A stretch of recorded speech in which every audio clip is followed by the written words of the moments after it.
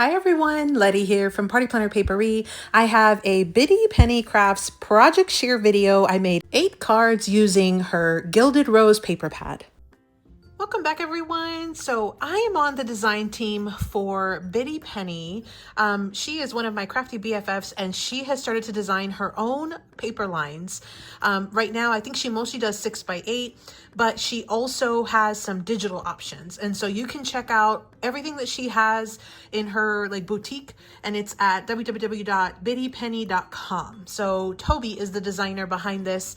I will also link Toby's YouTube channel, which is BittyPenny, down in the description box below. The paper pad that I wanted to use this month was Gilded Rose. This is a 6x8 paper pad. There's 24 double-sided sheets, 12 designs, 4 sheets of each. So you get 6 of each of the combinations. Everything is manufactured in the US. It's just absolutely stunning, stunning paper. And she is a paper crafter, so everything that she puts into these paper pads is very, very methodical and thought through. And she always has paper crafters and card makers in mind. So I find that these paper pads are so easy to use. And I made a set of cards. So I will show you all of the cards that I made. I think they turned out stunning.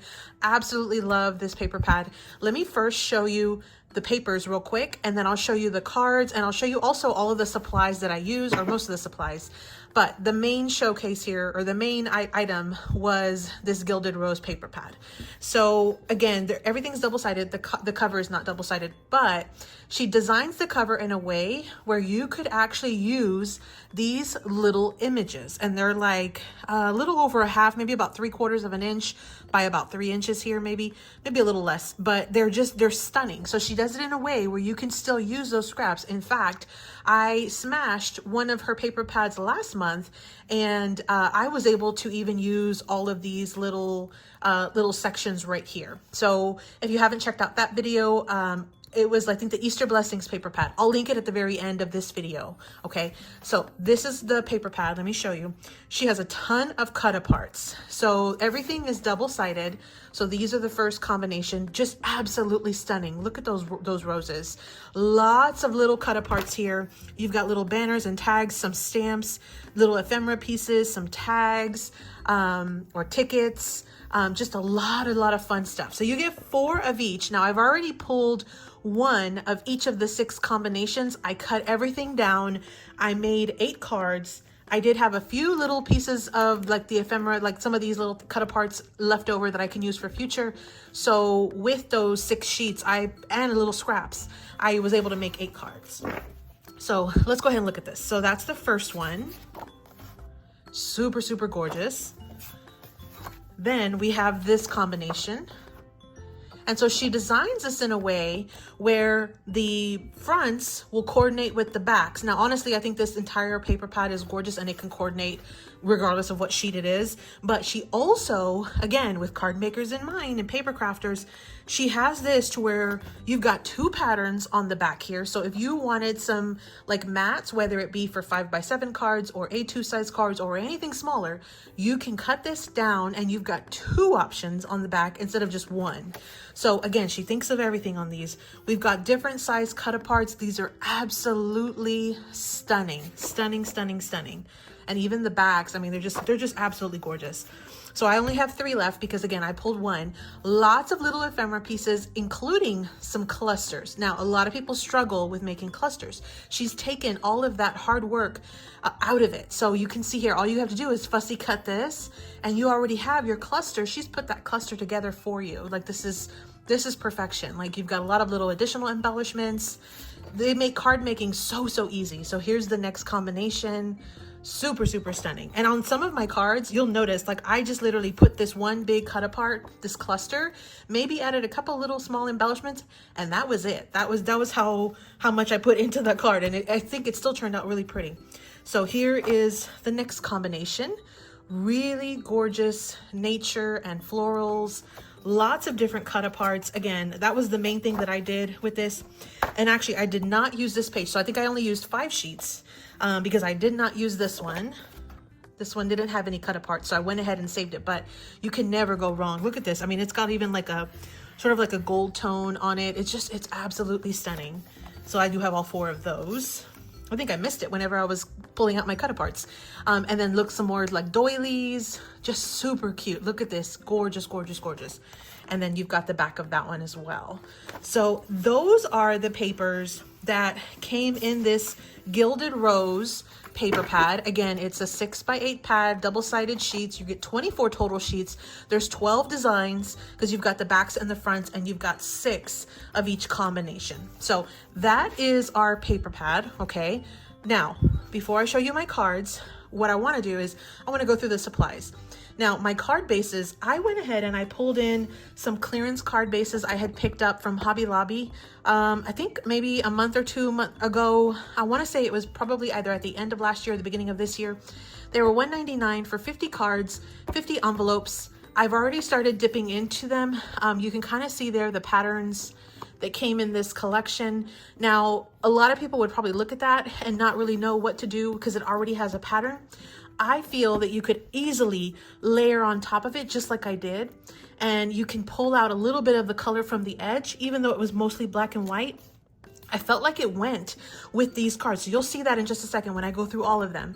So this was, again, just a paper, the Paper Studio, and I don't know if there's a name on it, but this was a set that I had picked up on clearance. So I don't even think it's still available unless you find it on clearance at Hobby Lobby. Now, for the backgrounds, I had this book in my stash, and it was one that I had picked up for like $1 somewhere.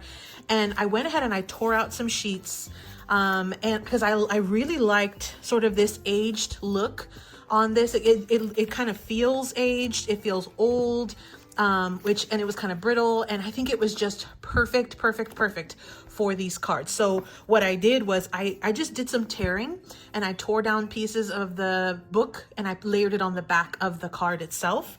So that's what I did. There's no rhyme or reason. I just pulled a book from my stash that I had picked up specifically to do this type of project because, again, I like that little age-worn look on the sides. So I just pulled any random book from my stash.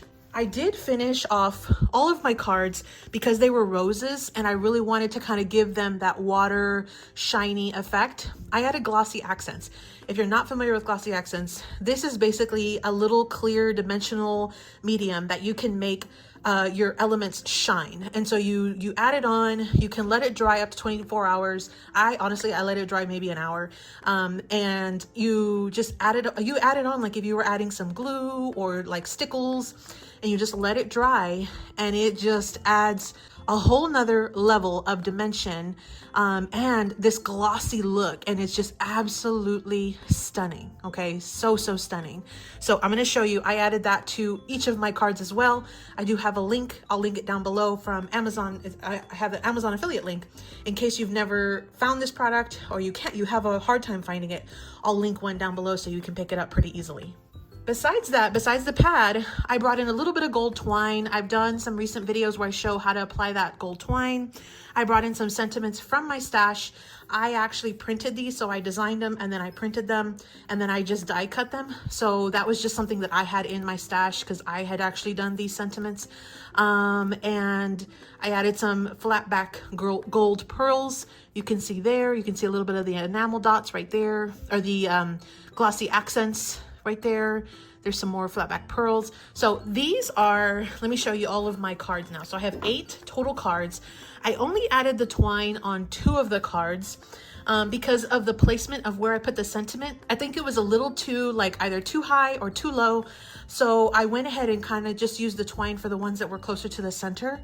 But I feel like these cards turned out super pretty. For honestly, like, the cut aparts in this paper pad did all of the work. I had a ton of fun tearing down the paper that I used for my back mats. And then all I did was layer up everything. But I think they turned out stunning. And again, it's because of this paper pad. It's absolutely stunning. You can see there all the little glossy accents. Everything, like I said, BittyPenny is a paper crafter. And again, if you're not familiar with her, you definitely need to check her out.